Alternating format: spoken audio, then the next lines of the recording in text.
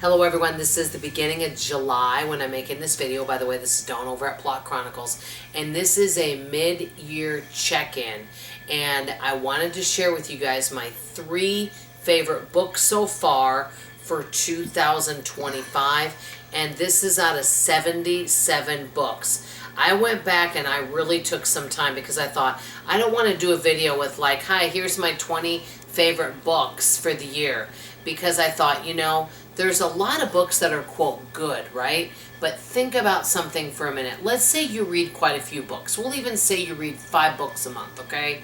Which, to be honest, some people's goal is just to read 1 book a month. Everyone's different.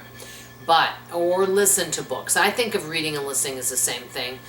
But anyway, let's say if you read 5, how many of those books are you going to remember for the rest of your life? Like, there's some books, and I know I'm always mentioning it. If I had to say my all-time favorite thriller, it's The Silent Patient. I did love The Only One Left, but I have to say The Silent Patient I like just a smidge more. But I liked both of them. But I remember those books because I remember what happened in them, and I remember the endings, and I remembered them.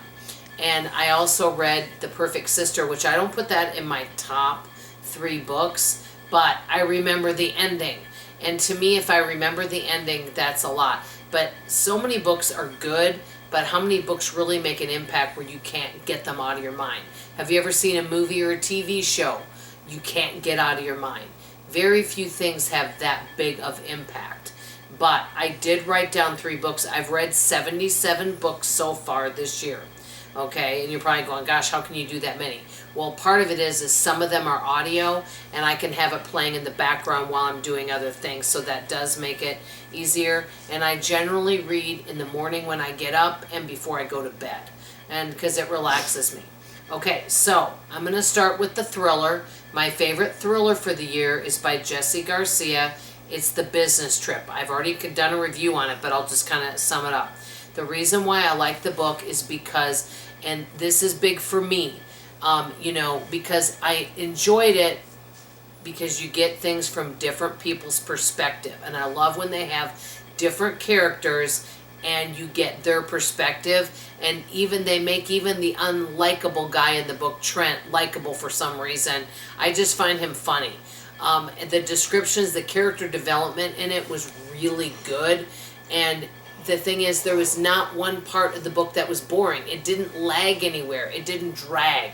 A lot of books I read, they're not bad books, but they have points where either it takes forever to get into the book, or too many characters are introduced, or it just kind of drags, and you're like, but then there's good parts of the book, but there's parts where it just kind of is blah, falls flat.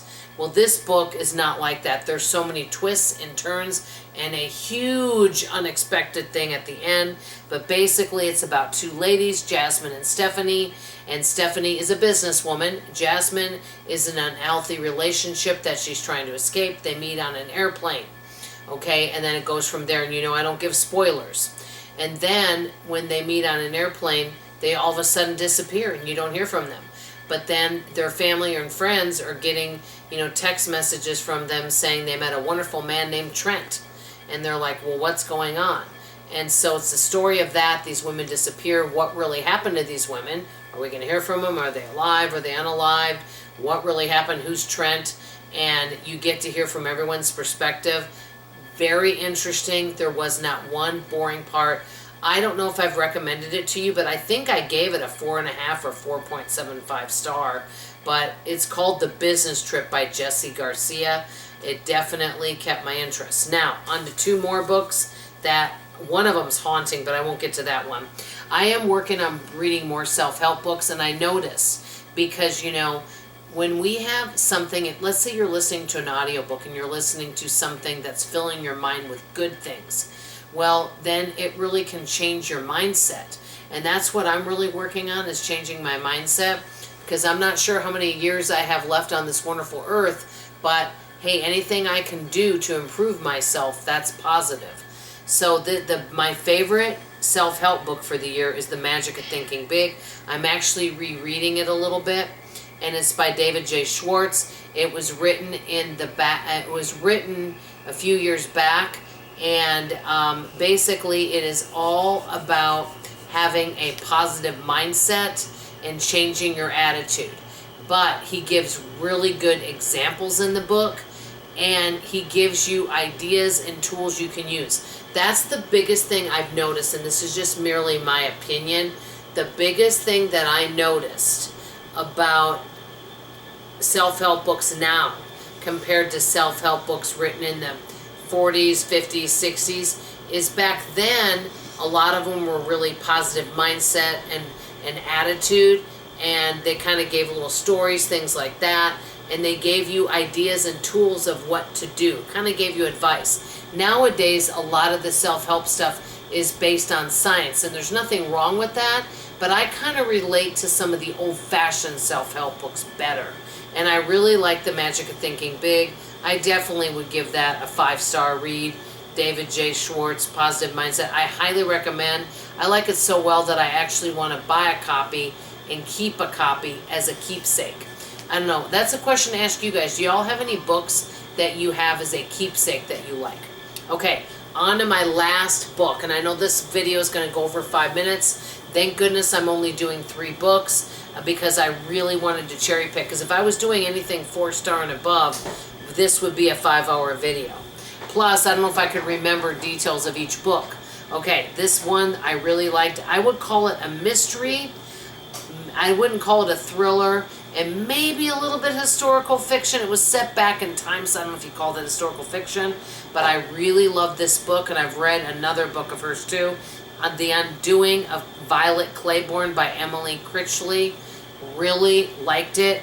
Basically, it starts off at the beginning, a girl named Jillian, 1999. She's an old woman, and she's reflecting back on her childhood and how she was raised. I remember from reading the book, and see, this is good that I remember this stuff. You know, when she was born, I think her mother died in childbirth, so her dad sends her off with relatives. She never really had a close relationship with anybody. She didn't have siblings. So her dad sends her off to a boarding school, and she meets kind of an unusual girl named Violet Claiborne.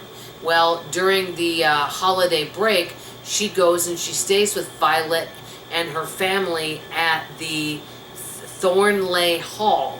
And this is taking place in 1938. She meets her older sisters, Emmeline, kind of love that name, and Laura. And, you know, back then things were done so differently. Of course, this is an old-fashioned manor with creeks and all this kind of stuff. You meet the parents. Anyway, this family has all sorts of secrets, okay?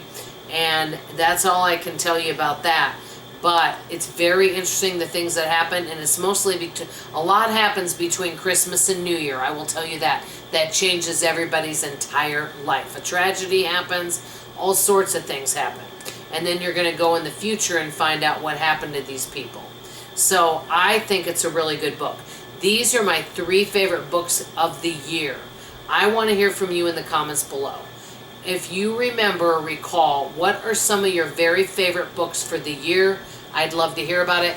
And if you read self-help books, what's one of your favorite books? That's all I have to say for now.